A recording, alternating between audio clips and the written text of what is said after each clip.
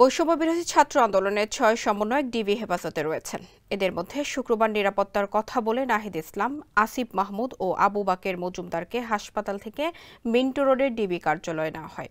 শনিবার সার্জিস, হাসনাত আবদুল্লাহ ও নুসরাত তাবাসসুমকেও ডিবি হেফাজতে নেওয়া হয়। এ বিষয়ে ডিবির অতিরিক্ত কমিশনার মোহাম্মদ হারুনুর রশিদ বলেন, সেফটি এবং সিকিউরিটির স্বার্থে সমন্বয়কদের ডিবি হেফাজতে নেওয়া হয়েছে।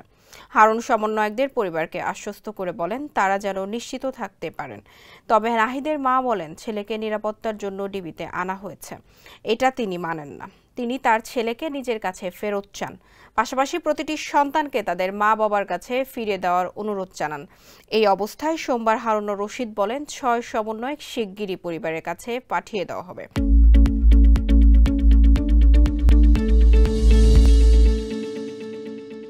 তিনি জানান, সমন্বয়ক ও তাদের পরিবারের সঙ্গে কথা বলেছেন। হারুন মনে করেন, তারা শিগগিরই তাদের পরিবারের কাছে চলে যাবেন।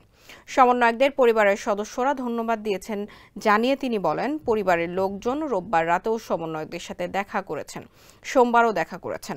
তারা অর্থাৎ সমন্বয়করা ভালো আছেন দেখে পরিবারের সদস্যরা সন্তোষ প্রকাশ করেছেন।